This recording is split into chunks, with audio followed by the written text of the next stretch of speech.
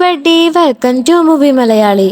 ഇന്ന് ഞാൻ നിങ്ങൾക്ക് വേണ്ടി എക്സ്പ്ലെയിൻ ചെയ്യാൻ പോകുന്നത് 2024 റിലീസ് ചെയ്തിട്ടുള്ള അമേരിക്കൻ ഹൊറർ ത്രില്ലർ ഫിലിം ഏബിഗെയിൽ ആണ്. ഈ ഫിലിമിനെ കുറിച്ച് കൂടുതലായി പറഞ്ഞാൽ റെഡി ഓർ നോട്ട്, സ്ക്രീം എന്നീ ത്രില്ലർ മൂവികൾക്ക് ശേഷം ആ ഡയറക്ടർ ചെയ്ത മൂവിയാണ് ഏബിഗെയിൽ. പിന്നെ പറയാനാണെങ്കിൽ ഇതിലെ എൻഡിങ് നിങ്ങൾക്ക് പ്രതീക്ഷിക്കാൻ പോലും പറ്റാത്തതാണ്. ഇനി പറഞ്ഞ് ബോറടിപ്പിക്കുന്നില്ല, നമുക്ക് സിനിമയിലേക്ക് കടക്കാം. മൂവിയുടെ ആദ്യ സീനിൽ തന്നെ നമ്മളെ കാണിക്കുന്നത് ഒരു പെൺകുട്ടി ആളില്ലാത്ത സ്റ്റേജിൽ ബെലെ ഡാൻസ് പെർഫോം ചെയ്യുന്നു. ഇതിനിടയ്ക്ക് നമ്മളെ കാണിക്കുന്നത് ഒരു കോലുമുട്ടായി വായിലിട്ടുകൊണ്ടിരിക്കുന്ന നമ്മുടെ ഹീറോയിനെയാണ്. കഥ പോകുന്നതിനനുസരിച്ച് നമ്മൾ ഓരോ കഥാപാത്രങ്ങൾക്കും പേര് നൽകുന്നതായിരിക്കും. ഇപ്പോൾ നമ്മുടെ ഹീറോയിൻ ആ കോലുമുട്ടായി നുണഞ്ഞുകൊണ്ടിരിക്കുമ്പോഴാണ് ഇവളെ പിക്ക് ചെയ്യാനായി ഒരു കാറ് ആ സ്ട്രീറ്റിൽ വന്ന് നിർത്തുന്നത്. കോലുമിഠായി ബാക്കി കഴിച്ച് തീർക്കാൻ പറ്റാത്തത് കൊണ്ട് ഒരു പേപ്പർ എടുത്ത് ആ ബാക്കി വന്ന മിഠായി പൊതിഞ്ഞ് അവൾ പോക്കറ്റിലേക്ക് ഇടുന്നു. അവിടെ വന്നു നിന്ന വാനിലേക്ക് കയറുന്നതിന് മുമ്പ് അവളുടെ കയ്യിലുണ്ടായിരുന്ന പിസ്റ്റൽ അവൾ ലോഡ് ചെയ്ത് വെക്കുന്നുണ്ട്. ഇതിനർത്ഥം നമ്മുടെ ഹീറോയിൻ ഒരു സാധാരണക്കാരിയല്ല. വാനിനുള്ളിൽ ഇവളെ കൂടാണ്ട് ഒരു കണ്ണാടിക്കാരനും നമുക്ക് സുപരിചിതനായ കെവിൻ ഡുറാൻഡും ഇരിക്കുന്നുണ്ട്. ഇവരുടെ നോട്ടത്തിൽ നിന്നും സംസാരത്തിൽ നിന്നും ഇവർ തികച്ചും സ്ട്രേഞ്ചേഴ്സ് ആണെന്ന് നമുക്ക് മനസ്സിലാക്കാം. ഹീറോയിന്റെ പക്കലായി രണ്ട് മയക്കുന്നതിനുള്ള സിറിഞ്ചും ഇരിക്കുന്നുണ്ട്. ഇവരെ 3 പേരെയും കൂടാണ്ട് മറ്റൊരു സ്ഥലത്ത് ഇതുപോലൊരു വാനിൽ 3 പേരും കൂടി ഇരിക്കുന്നുണ്ട്. ആ വാനിലാണെങ്കിൽ ഒരു ഹാക്കറായ സുന്ദരി പെണ്ണും ഒരു വായ്നോക്കിയായ ഒരു ഡ്രൈവറും പിന്നെ ഒരു മസിൽമാൻ പുറകത്തെ സീറ്റിൽ ഇരിക്കുന്നുണ്ട്. സിസ്റ്റം ഉപയോഗിച്ച് ക്യാമറയെല്ലാം ഹാക്ക് ചെയ്തു എന്നിവൾ പറയുന്നത് കേട്ട് വാനിലെ പുറകെ സീറ്റിലുണ്ടായിരുന്ന മസിൽമാൻ കയ്യിലൊരു സ്നൈപ്പറും എടുത്ത് ഒരു വീട് ലക്ഷ്യമാക്കി ഓടുന്നു. ഇനി കാണിക്കുന്നത് നമ്മൾ ആദ്യ സീരിയൽ കണ്ട ആ ബെലെ ഡാൻസ് കളിച്ചുകൊണ്ടിരുന്ന പെൺകുട്ടീനെയാണ്. പ്രാക്ടീസ് എല്ലാം കഴിഞ്ഞു വന്ന് അവളെ കാറിൽ പിക്ക് ചെയ്ത് കൊണ്ടുപോകുന്നു. ക്യാമറ താഴത്തേക്ക് സൂം ചെയ്യുമ്പോൾ ആ കാറിൽ ഒരു ഡിക്റ്റേറ്റർ ഉള്ളത് നമ്മളെ കാണിക്കുന്നുണ്ട്. രണ്ടാമത്തെ വാനിലിരിക്കുന്ന നമ്മുടെ ഡ്രൈവർ ഹാക്കർ പെണ്ണിനെ ട്യൂൺ ചെയ്യാൻ നോക്കുന്നുണ്ടെങ്കിലും നടക്കുന്നില്ല. ഡാൻസർ കൊച്ചിന്റെ കാറ് മൂവ് ചെയ്തെന്ന് മനസ്സിലാക്കിയ ഹീറോയിനുള്ള വാനിലുള്ള സംഘം ഡാൻസറിന്റെ വീടിന് മുന്നിലേക്ക് എത്തിയതും ഹാക്കർ പെണ്ണ് വീടിന്റെ സെക്യൂരിറ്റി സിസ്റ്റം ഹാക്ക് ചെയ്ത് അവിടെ എത്തിയിട്ടുണ്ടായിരുന്ന ഹീറോയിന്റെ ടീമിനെ ഡാൻസർ കൊച്ചിന്റെ വീടിന്റെ അകത്തേക്ക് കയറാൻ ഹെൽപ്പ് ചെയ്യുന്നു. ഇവരെങ്ങനെ അകത്ത് കടന്ന് കൊച്ചിന്റെ ബെഡ്റൂമിൽ എത്തിയതും അവിടെ ബെഡിലുണ്ടായിരുന്ന ടെഡി ബിയർ കണ്ട ഹീറോയിന് ഒരു കുട്ടിയെയാണ് കിഡ്നാപ്പ് ചെയ്യാൻ വന്നതെന്ന് മനസ്സിലാകുന്നു. അവൾ അതിന് നീരസം പ്രകടിപ്പിക്കുമ്പോൾ കൂടെ ഉണ്ടായിരുന്നവർ അവളെ നിർബന്ധിച്ച് ഇത് ചെയ്യാനായി അവളെ ഒരുക്കിയെടുക്കുന്നു. ഇതിനകം തന്നെ നമ്മുടെ ബെല്ല ഡാൻസ് കൊച്ച് അവിടേക്ക് എത്തിക്കഴിഞ്ഞു. കൊച്ച് ബെഡ്റൂമിലേക്ക് എത്താറായപ്പോൾ തന്നെ ഇവരെല്ലാം ഓരോ ഭാഗത്തായി ഒളിഞ്ഞു നിൽക്കുന്നു. കൊച്ചു വന്ന് ബെഡ്റൂമിൽ എത്തിയപ്പോൾ തന്നെ അവൾക്കൊരു ഫോൺ കോൾ വരികയാണ്. കുറച്ചു നേരത്തെ സംസാരത്തിന് ശേഷം തക്കം കിട്ടിയ സമയത്ത് തന്നെ ഇവർ ഇഞ്ചക്ഷൻ കഴുത്തിൽ കുത്തിവെച്ച് ആ കുട്ടിയെ മയക്കിയ ശേഷം പുറത്തേക്ക് എടുത്തുകൊണ്ട് പോകാൻ ഒരുങ്ങുന്നു. എന്നാലോ പ്ലാനിൽ ഇവര് പോലും അറിയാതെ കൊച്ചിന്റെ അച്ഛൻ അവിടേക്ക് എത്തുന്നു. മസിൽമാൻ ആവട്ടെ സ്നൈപ്പർ വെച്ച് ഡാഡിനെ ഷൂട്ട് ചെയ്യട്ടെ എന്ന് ചോദിക്കുമ്പോൾ അത് വേണ്ടെന്ന് പറയുകയാണ് നമ്മുടെ ടീം. കാരണം അതിനകം തന്നെ അവർ പുറത്തെത്തിയിരുന്നു. എന്നാലോ അലർട്ട് സിസ്റ്റം ഓൺ ആവുകയാണ്. ഹാക്കർ പെണ്ണിന്റെ സഹായം കൊണ്ട് ഇവർ പെട്ടെന്ന് ഗേറ്റ് തുറന്ന് കുട്ടിയെ വാനിലാക്കിയ ശേഷം ഇവർ സ്ഥലം വിടുന്നു. അങ്ങനെ സാഹസികമായി സിറ്റിയെല്ലാം കടന്ന് ആൾതാമസമില്ലാത്തൊരു വലിയ ബംഗ്ലാവിലേക്ക് എത്തുന്നു. ബംഗ്ലാവിന് മുമ്പിലായി ഇവരുടെ വരവ് കാത്ത് ഒരാൾ നിൽക്കുന്നുണ്ട്. അയാളാണ് കിഡ്നാപ്പിന് പിന്നിലുള്ള ഇവരുടെ ബോസ്. കൊച്ചിനെ ബംഗ്ലാവിലുള്ള ഒരു റൂമിൽ കെട്ടിവെച്ച ശേഷം ബോസിനരികത്തേക്ക് എത്തുന്ന ഇവരോടെല്ലാം അയാൾ പറയാണ്, നമ്മുടെ റൂൾ അനുസരിച്ച് നിങ്ങളാരും യഥാർത്ഥ പേരും നിങ്ങളുടെ വിവരങ്ങളും ഷെയർ ചെയ്യരുത്. നിങ്ങൾക്ക് തന്ന ജോലിയിലെ ബുദ്ധിമുട്ടുള്ള ഭാഗം കഴിഞ്ഞു. ഇനി അടുത്ത 24 മണിക്കൂർ നിങ്ങൾ ആ കുട്ടിയെ നിരീക്ഷിക്കണം. നിങ്ങളുടെ എല്ലാം മുഖം ആ കുട്ടി കാണാൻ ഇടവരുത്തരുത്. ഇനി നിങ്ങൾക്ക് എന്തെങ്കിലും സംശയമുണ്ടെങ്കിൽ എന്നോട് ചോദിക്കാം എന്ന് ബോസ് പറഞ്ഞപ്പോൾ ആ പെൺകുട്ടി ആരാണെന്ന് ആദ്യത്തെ ചോദ്യം ചോദിക്കുകയാണ് ഹീറോയിൻ. അതിവിടുത്തെ ഏറ്റവും പണക്കാരന്റെ മകളാണ്. ആ ചോദ്യത്തിന് നിസ്സാരമായി ഉത്തരം കൊടുത്തതിനു ശേഷം പുറത്തുള്ളവർ ട്രാക്ക് ചെയ്യാതിരിക്കാൻ ഇവരുടെ എല്ലാം കൈവശമുണ്ടായിരുന്ന ഫോണ് ഒരു കവറിലിട്ട് ബോസ് ശേഖരിക്കാണ്. അതിനിടയിൽ തന്റെ വാൾപേപ്പറിലുള്ള മകനുമൊത്തുള്ള പിക്ക് ഹീറോയിൻ അവസാനമായി ഒന്ന് കാണുന്നു. മൊബൈലെല്ലാം ശേഖരിച്ച ശേഷം പോകാൻ നിൽക്കുന്ന ബോസിനോട് പേരറിയാതെ ഞങ്ങൾ എങ്ങനെ സംസാരിക്കും എന്ന് ഇവർ ആശങ്ക പുലർത്തുമ്പോൾ ബോസ് ഇവർക്ക് ഓരോ പേരുകൾ നൽകുന്നു. ഇവിടം തൊട്ടായിരിക്കും നമ്മൾ ഓരോ കഥാപാത്രങ്ങളുടെയും പേരറിയാൻ പോകുന്നത്.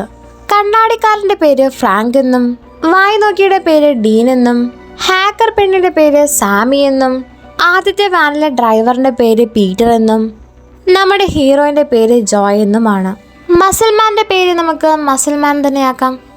നമുക്കിനി 24 മണിക്കൂറിന് ശേഷം കാണാം എൻ്റെ എലിക്കുട്ടികളെ എന്നൊരു ആക്കി ഡയലോഗും അടിച്ച് ബോസ് ആ വീട് പുറത്തുനിന്ന് പൂട്ടി പോകുന്നു. ഇനി അങ്ങോട്ട് ഈ സിനിമ കൊണ്ടുപോകുന്നത് ഈ 6 പേരാണ്. ഈ ബംഗ്ലാവിലുണ്ടായിരുന്ന ബാർ സെറ്റപ്പിൽ എല്ലാവരും ഡ്രിങ്ക് ചെയ്യുമ്പോൾ അവിടെ നിന്ന് മാറിയിരിക്കുകയാണ് നമ്മുടെ ഹീറോയിനായിട്ടുള്ള ജോയ്. ഇതിനുള്ള കാരണം ഇവർ തിരക്കുമ്പോൾ ആ കുട്ടി ഒന്ന് നോക്കി വന്ന ശേഷം ഞാൻ ജോയിൻ ചെയ്തോളാം എന്നിവൾ പറയുന്നു. ഈ കൂട്ടത്തിലെ ഏറ്റവും തരികിട നമ്മുടെ ഡീൻ തന്നെയാണ്. അവൻ ഈ കൂട്ടത്തിലെ എല്ലാവരെയും ചൊറിഞ്ഞാണ് സംസാരിക്കുന്നത്. അവിടുന്ന് കിട്ടിയ ഒരു കുഞ്ഞു സൈക്കിൾ ഓടിച്ചുകൊണ്ട് നിങ്ങൾ ആരാണെന്ന് വെളിപ്പെടുത്താതെ തന്നെ ഞാൻ കണ്ടുപിടിക്കാം എന്ന് പറഞ്ഞ് അവൻ ഓരോരുത്തരെയും സെക്യൂരിറ്റിയാണ്, ബേബി സിറ്ററാണ്, ഹാക്കറാണ് എന്നൊക്കെ പറയുമ്പോൾ അത് തികച്ചും പൊട്ടത്തെറ്റാണെന്ന് ഉറക്കെ പറയുകയാണ് ഹീറോയിൻ. എങ്കിൽ ശരി നീ പറ എന്ന് പറഞ്ഞ ഫ്രാങ്ക് അവന്റെ കയ്യിലുണ്ടായിരുന്ന പൈസ ടേബിളിൽ നിരത്തുന്നു. ആദ്യം ഇതിനോട് വലിയ താല്പര്യമില്ലാത്ത ഹീറോയിൻ പിന്നെ ഒരു എൻജോയ്മെന്റിന് വേണ്ടി ഓരോരുത്തരുടെയും ഫിസിക്കൽ അപ്പിയറൻസും ആറ്റിറ്റ്യൂഡും വർത്തമാനമൊക്കെ വെച്ച് ഇവൾ ഗസ് ചെയ്ത് പറഞ്ഞു തുടങ്ങാണ്. ഫ്രാങ്ക് ഒരു ഡിറ്റക്റ്റീവ് ആണെന്നും പീറ്റർ ഒരു ടേബിൾ മേക്കർ ആണെന്നും ഹാക്കർ പെണ്ണായ സാമിക്ക് അവളുടെ കൈകൾ വൃത്തികേടാക്കാതിരിക്കാൻ അവൾ കീബോർഡ് ഉപയോഗിക്കുകയാണെന്നും പറയുന്നു. മസൽമാൻ പൈസ വെക്കാത്തത് കൊണ്ട് അവൾ അവനെക്കുറിച്ചൊന്നും പറയുന്നില്ല. എന്നാലും ഇയാൾ പണ്ട് പട്ടാളത്തിൽ ജോലി ചെയ്തതാണെന്ന് നമുക്ക് കാണിച്ചിരുന്നുണ്ട്. തന്നെക്കുറിച്ച് മാത്രം ഒന്നും പറഞ്ഞില്ലല്ലോ എന്ന് പരാതി പറയുന്ന ഡീനെ നോക്കി നീ ഒരു സോഷ്യോപാത്താണെന്ന് അവൾ പറയുന്നു. ഇതെല്ലാം പറഞ്ഞു കഴിഞ്ഞ് തിരിഞ്ഞു നടക്കുന്ന ഹീറോയിനെ നോക്കി നീ ഒരു ഡ്രഗ് അഡിക്റ്റർ ആയിരുന്നു എന്ന് നിസ്സംശയം പറയുകയാണ് ഫ്രാങ്ക്. നിനക്ക് മിഠായിയോടുള്ള അഫക്ഷനും ഞങ്ങളോടൊപ്പം ചേർന്ന് ഡ്രിങ്ക് ചെയ്യാൻ താല്പര്യമില്ലാത്തതും ഒരു ഡിറ്റക്റ്റീവായി എനിക്ക് നീ ഒരു ഡ്രഗ് അഡിക്റ്റർ ആണെന്ന് മനസ്സിലാക്കി തന്നു. ഓ വെറുതെ അല്ല അവൾ എനിക്ക് മുട്ടായി ചോദിച്ചിട്ട് തരാത്തത് എന്ന് ഇത് കേട്ട് ഡീനും പറയുന്നു. ആ സീനിൽ നിന്നും ഒഴിഞ്ഞു മാറാൻ താൻ ആ കുട്ടിയുടെ അവസ്ഥ നോക്കിയിട്ട് വരാമെന്ന് പറഞ്ഞ് ഹീറോയിൻ തടി തപ്പുന്നു. ജോയ് വാതിൽ തുറക്കുന്ന സൗണ്ട് കേട്ടതും ബോധം വന്ന കുട്ടി കിടന്ന് പേടിക്കുന്നു.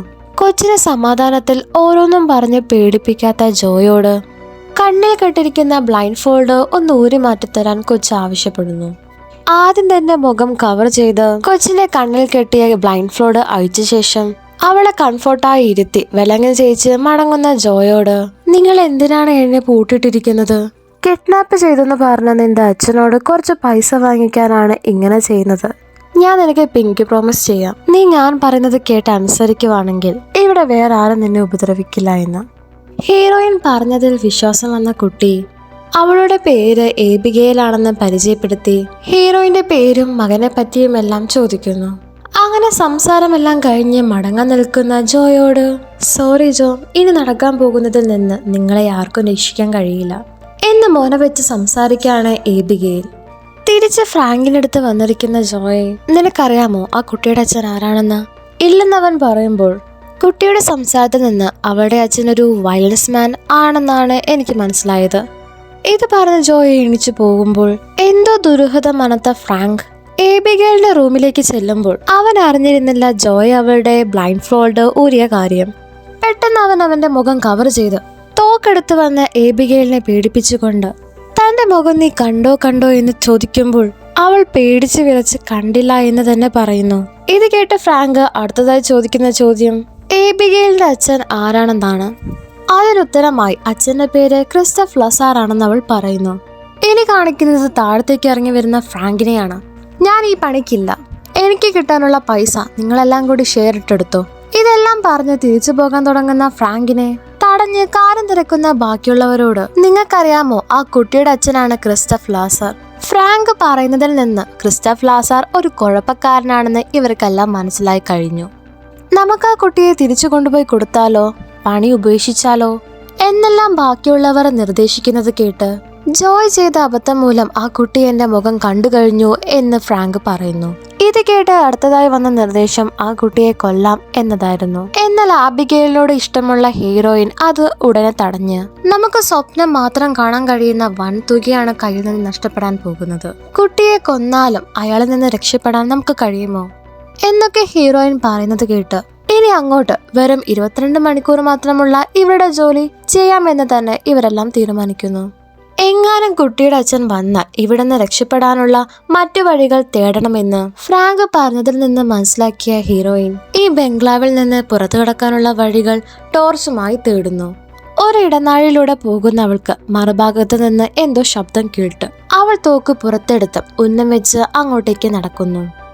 ഹീറോയിൻ എത്തിപ്പെടുന്നത് ഒരു വലിയ ലൈബ്രറിയിലാണ്. അവിടെ ഉണ്ടായിരുന്ന ഒരു വലിയ ജനാലയില് കാറ്റടിച്ചുണ്ടാകുന്ന ശബ്ദമാണ് ഹീറോയിൻ കേട്ടിരുന്നത്. ലൈബ്രറിയുടെ ഒരു ഭാഗത്തായി ഒരു അച്ഛനെയും മോളെയും പോലെ തോന്നിപ്പിക്കുന്ന ഒരു വലിയ പ്രതിമ ഉണ്ടായിരുന്നു. ഇനി കഥ പോകുന്നതിനനുസരിച്ച് ക്ലൈമാക്സിലേക്കുള്ള ചെറിയ ചെറിയ ഹിന്റും ഇവർ കൊടുക്കുന്നുണ്ട്. അതിലൊന്നാണ് ഈ അച്ഛന്റെയും മകളുടെയും പ്രതിമ. ഇനി നമ്മളെ കാണിക്കുന്നത് സാമിനെയാണ്. ആ ബംഗ്ലാവിൽ ഉണ്ടായിരുന്ന ഒരു TV നന്നാക്കിയ ശേഷം അതിലെ കാർട്ടൂൺ ഇരുന്ന് കാണുകയായിരിക്കും അവള്. പെട്ടെന്ന് അവളുടെ പുറകിലായി ഒരു മുഖം മൂടിയിട്ടയാള് പ്രത്യക്ഷപ്പെടുമ്പോൾ ഇത് കണ്ട് പേടിച്ചു പോയി സാമി അലറുന്നു. മുഖം മൂടിയിട്ടയാള് വേറെ ആരുമല്ല, ഡീൻ തന്നെയാണ്. ഞാൻ നിന്നെ പേടിപ്പിക്കാൻ നോക്കിയതല്ല എന്നൊക്കെ അവൻ പറഞ്ഞു നിർത്താൻ ശ്രമിക്കുന്നുണ്ടെങ്കിലും അവനെ അങ്ങോട്ട് ഇഷ്ടപ്പെടാത്ത സാമി ഒച്ചയെടുത്ത് അവനെ ഉന്തി പുറത്ത് കടത്തി വാതിലടയ്ക്കുന്നു. അവൾ ഇനി അകത്തോട്ട് കേട്ടില്ല എന്ന് മനസ്സിലാക്കിയ അവൻ ഇനി അടുത്തത് ആരെ ചൊറിയുമെന്ന് അറിയാണ്ട് അങ്ങനെ നടക്കുമ്പോൾ അവിടെ ഒരു കസേരയിൽ കുടിച്ചുറങ്ങി കിടക്കുകയായിരിക്കും നമ്മുടെ പീറ്റർ. അയാളുടെ അടുത്ത് ചെന്ന് നല്ല ഉറക്കമാണെന്ന് മനസ്സിലാക്കിയ ഡീൻ അവന്റെ കൈവശമുണ്ടായിരുന്ന ബാഗിൽ നിന്ന് ഒരു സ്കെച്ച് പെൻ പുറത്തേക്കെടുത്ത് പാവം പീറ്ററിന്റെ മുഖത്ത് എന്തോ കുത്തിവരയ്ക്കാണ്. വരച്ച ശേഷം ബംഗ്ലാവിലൂടെ ചുറ്റി നടക്കുന്നവന് ഒരു ഭാഗത്തെത്തിയപ്പോൾ ബംഗ്ലാവിന്റെ ദുരൂഹതയെ പറ്റിയുള്ള ചുവചിത്രങ്ങൾ കാണാൻ കഴിഞ്ഞു. ഇതും ക്ലൈമാക്സിലേക്കുള്ള വേറൊരു ഹിന്റാണ്. ഇതെല്ലാം കണ്ട് നടന്നവൻ അവിടത്തെ കിച്ചണിലെത്തി ഫ്രിഡ്ജ് തുറക്കുന്ന സമയത്ത് അവൻ നിന്നിരുന്നതിന്റെ പുറകിലുണ്ടായിരുന്ന വാതിൽ പതിയെ തുറന്നു വരുന്നു. ശബ്ദം കേട്ട് അങ്ങോട്ട് നോക്കിയവൻ താഴത്ത് ആരെങ്കിലും ഉണ്ടോ എന്ന് ചോദിച്ചുകൊണ്ട് കിച്ചണിൽ നിന്ന് പുറത്തേക്കുള്ള മുറിയിലേക്ക് കടക്കുന്നു. എന്നാലോ അവിടെ ഒരു എലീനെ അല്ലാണ്ട് അവന് വേറെ ആരെയും കാണാൻ കഴിഞ്ഞില്ല. അതിന് 2 തെറിയും വിളിച്ച് തിരിഞ്ഞു നടക്കുന്ന അവൻ വീണ്ടും പുറകിൽ നിന്നൊരു ശബ്ദം കേൾക്കുന്നു. പെട്ടെന്ന് അവന്റെ കാലിലേക്ക് എന്തോ സാധനം പിടിച്ച് വലിച്ചു കൊണ്ടുപോകാൻ നോക്കുമ്പോൾ എന്തിലോ പിടികിട്ടി അവൻ ജീവന് വേണ്ടി ഉറക്കെ യാചിക്കുന്ന സമയത്ത് മുകളിൽ TV കണ്ടുകൊണ്ടിരിക്കുന്ന സാമിക്ക് ചെറുതായി ആ ശബ്ദം കേൾക്കാനിടയാകുന്നു. എന്നാലോ ഇതിനകം തന്നെ അവനെ ആ സാധനം വലിച്ചോണ്ടുപോയി. ഡീനിന്റെ ശബ്ദമാണ് താൻ കുറച്ചു മുമ്പ് കേട്ടതെന്ന് മനസ്സിലാക്കിയ സാമി നേരെ കിച്ചണിലെത്തി അവനെ തെരഞ്ഞ് ഡീൻ അവസാനമായി വന്ന മുറിയിൽ എത്തുന്നുണ്ടെങ്കിലും അവനെ കണ്ടുപിടിക്കാനായി കഴിയുന്നില്ല. ആ മുറിയിൽ നിന്നും കേറി തിരിച്ച് കിച്ചണിലെത്തുന്നവൾ കാണുന്നത് പുറകെ തിരിഞ്ഞിരിക്കുന്ന ഡീനെയും. നീ തന്നെ വീണ്ടും പറ്റിക്കാൻ നോക്കിയതാണല്ലേ എന്ന് പറഞ്ഞ് കസാരയിലേക്ക് തട്ടിയ സാമിയുടെ കയ്യിൽ ഡീനിന്റെ തല വന്നിരിക്കുകയാണ്. ഡീനിന്റെ ദുരൂഹമായ മരണത്തോടുകൂടിയാണ് ഈ ഫിലിം ഹൊററായി മാറുന്നത്. തന്റെ കയ്യിലിരിക്കുന്ന ഡീനിന്റെ അറ്റുപോയ തല കണ്ട് കാറി പൊളിക്കുന്ന സാമിയുടെ ശബ്ദം ഉറക്കത്തിലായിരുന്ന പീറ്ററിനെ വരെ ചാടി എഴുന്നേപ്പിച്ചു. താഴേക്ക് ഓടിയെത്തിയ പീറ്റർ കാണുന്നത് ഡീനിന്റെ കോലം കണ്ട് വാള് വെക്കുന്ന സാമിനെയും. പിന്നെ ഒരു നിമിഷം വൈകിയില്ല, എല്ലാവരെയും വിളിച്ചു കൂട്ടുകയാണ് അവിടേക്ക് പീറ്റർ. ഇത് കണ്ടാൽ ഏതോ വന്യമൃഗത്തിന്റെ ആക്രമണം പോലെ ഉണ്ടല്ലോ എന്ന് പറയുകയാണ് ഫ്രാങ്ക്. മസൽമാൻ ആവട്ടെ നേരത്തെ മിലിറ്ററിയിൽ ജോലി ചെയ്തുകൊണ്ട് തന്നെ ഇതുപോലെ തല പിടിതെടുത്ത ന്യൂസ് താൻ പണ്ട് കേട്ടിട്ടുണ്ടെന്നും അതിന് ഉത്തരവാദി വാൾഡീസ് എന്ന കൊടും ഭീകരനാണെന്നും പറയുന്നു. ചിലപ്പോൾ ഈ കൊലപാതകം നടന്നത് എബിഗെയിലിന്റെ അച്ഛൻ വാൾഡീസിനെ ഇങ്ങോട്ടേക്ക് അയച്ചത് കൊണ്ടാവും എന്ന് സംശയിച്ച ഇവർ തോക്കുമായി എബിഗെയിലിന്റെ മുറിയിലേക്ക് ചെല്ലുന്നു. നോക്കുമ്പോൾ എബിഗെയിൽ ഇപ്പോഴും അവരുടെ തടവിൽ തന്നെയാണ്. ഒന്നെങ്കിൽ വാൾഡീസ് ഇതിനുള്ളിൽ തന്നെ ഉണ്ടാകും, അല്ലെങ്കിൽ ഇവരിൽ ഒരാൾ വാൾഡീസ് ആയിരിക്കും. അയാളുടെ ഹിസ്റ്ററി അറിയാവുന്ന മസൽമാൻ ജീവനിൽ കൊതിയുള്ളത് കൊണ്ട് ഓടിച്ചെന്ന് മെയിൻ ഡോർ തുറക്കുമ്പോഴോ അവിടെ വാതിൽ കൂടാതെ ഒരു ഗ്രില്ലിന്റെ കവാടവുമുണ്ട്. മസൽമാനും പീറ്ററും മാറി മാറി അത് തകർക്കാൻ ശ്രമിച്ചെങ്കിലും അതത്ര എളുപ്പമല്ല. ഇത് കൂടാതെ അവിടെ ഉണ്ടായിരുന്ന വിൻഡോസിലെല്ലാം ഒരു ഷീൽഡ് വന്ന് വീണ് ഇവരെല്ലാം ട്രാപ്പിലാകാണ്. തങ്ങൾക്കിനി സംഭവിക്കാൻ പോകുന്നത് എന്താണെന്ന് അറിയാതെ നിൽക്കുകയാണിവർ. ജോയ് ആവട്ടെ അവിടെ നിന്ന് നേരെ എബിഗെയിലിന്റെ മുറിയിലെത്തി അവളോട് താൻ കൂടാതെ വേറെ ആരെങ്കിലും കണ്ടോ സംസാരിച്ചോ എന്നെല്ലാം ചോദിക്കുമ്പോൾ നമ്മുടെ ഫ്രാങ്കിനെ ഉദ്ദേശിച്ച് കണ്ണാടിയിട്ട ഒരാൾ വന്നിട്ടുണ്ടായിരുന്നു എന്നും തന്റെ അച്ഛന് വേണ്ടി ജോലി ചെയ്യുന്ന ആളാണെന്നും പേര് വാൾഡിസ് എന്നാണെന്നും എബിഗെയിൽ പറയുന്നു. എബിഗെയിൽ പറഞ്ഞതനുസരിച്ച് ഫ്രാങ്ക് അഭിനയിക്കുന്നത് വാൾഡിസ് ആണെന്ന് മനസ്സിലാക്കിയ ജോയ് ഇത് നേരെ പുറത്തു നിൽക്കുന്ന മസൽമാനോട് ചെന്ന് പറയുകയാണ്. എങ്കിൽ തന്റെ സ്നൈപ്പറുടെ മോഷണത്തിന് പിന്നിൽ ഫ്രാങ്ക് ആണെന്ന് പറയാണ് മസിൽമാൻ. ഇവർ മുമ്പ് നേവിയിൽ വർക്ക് ചെയ്തതുകൊണ്ട് തമ്മിൽ വിശ്വാസമുള്ളവർ ഫ്രാങ്കിനെ വളഞ്ഞിട്ട് ആക്രമിക്കാനായി തീരുമാനമെടുക്കുന്നു.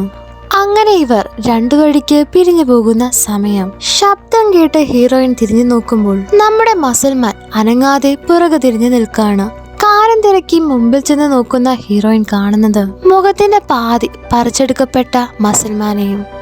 ഈ നടന്ന 2 മരണങ്ങൾക്കും പിന്നിൽ ഫ്രാങ്ക് ആണെന്ന് മനസ്സിലായവൾ അവനെ തെരഞ്ഞു കണ്ടുപിടിച്ച് ഗൺ പോയിന്റിൽ നിർത്തുമ്പോൾ ഇത് കണ്ട് കാരണം തിരക്കുന്ന ബാക്കിയുള്ളവരോട് ഫ്രാങ്ക് ആണ് ആ കൊലപാതകിയായ വാൾഡീസ് എന്നും ഇയാളെ ഡീനെ കൂടാതെ മസിൽമാനെയും കൊലപ്പെടുത്തി ഇതെല്ലാം താനിപ്പോൾ മനസ്സിലാക്കിയത് ഏബിഗയിൽ പറഞ്ഞതനുസരിച്ചാണെന്നും പറയുന്നു. എന്നാലോ ജോയി പറഞ്ഞതിന് തെളിവുകളൊന്നും ഇല്ലാത്തതുകൊണ്ട് ആ കുട്ടിയെ ഇപ്പോൾ തന്നെ കൊന്നുകളയണം എന്ന ഫ്രാങ്കിന്റെ തീരുമാനം നടത്താനായി പീറ്റർ ഓടുമ്പോൾ ഫ്രാങ്കിനെ അവിടെ വിട്ട് പീറ്ററിന്റെ പുറകെ ചെല്ലുകയാണ് ജോയ്. ഏബിഗയിലിന്റെ മുറിയിലെത്തിയ പീറ്റർ അവളെ ഗൺ പോയിന്റിൽ നിർത്തുന്നത് കണ്ടാണ് ജോയ് അങ്ങോട്ടേക്ക് എത്തുന്നത്. അത്യാവശ്യം നല്ല രീതിയിൽ ഫൈറ്റ് അറിയാവുന്ന ജോയ് ഇതിനകം തന്നെ പീറ്ററിനെ കീഴ്പ്പെടുത്തി നിൽക്കുന്ന സമയം അങ്ങോട്ടേക്ക് എത്തുന്ന ഫ്രാങ്ക് തോക്കുകൊണ്ട് ഏബിഗയിലിനെ കൊല്ലാനായി ശ്രമിക്കുമ്പോൾ അവസാനം ഇവരെല്ലാം ഓരോന്നും പറഞ്ഞ് ഫൈറ്റ് ചെയ്യാൻ തുടങ്ങുന്ന നേരത്ത് നമ്മളും ഇവരും ഒട്ടും പ്രതീക്ഷിക്കാതെ ഇത്രയും നേരം കയ്യിൽ കിടന്ന ഹാങ്കർ ഫൂരി ബെഡിൽ നിന്ന് എഴുന്നേക്കുന്ന ഏബിഗയിലിനെ നോക്കി തർക്കിച്ചു നിന്ന ബാക്കിയുള്ളവരുടെ ശ്രദ്ധ സാമി ഏബിഗയിലിനെ നേരെ തിരിക്കുന്നു. അങ്ങനെ നമ്മളും ഇവരും ഒരുമിച്ച് കാണുകയാണ് ഏബിഗയിൽ ഒരു വാമ്പയർ ആണെന്ന കാര്യം. പുറത്തു കടക്കാൻ ഒരു വഴി പോലും ഇല്ലാതെ അകപ്പെട്ട ഈ 4 അംഗ സംഘം ഒരു കൊടൂരമായ വാമ്പയറിൽ നിന്ന് എങ്ങനെ രക്ഷപ്പെടുമെന്ന് കാണിച്ചുകൊണ്ട് ഈ സിനിമയുടെ പാർട്ട് 1 വീഡിയോ അവസാനിക്കുന്നു. നിങ്ങൾക്ക് ഈ വീഡിയോ ഇഷ്ടമായെങ്കിൽ ലൈക്ക് ആൻഡ് സബ്സ്ക്രൈബ് ചെയ്ത് ഞങ്ങളെ അറിയിക്കുക. അപ്പോൾ ശരി, അടുത്ത വീഡിയോയുമായി വീണ്ടും കാണാം.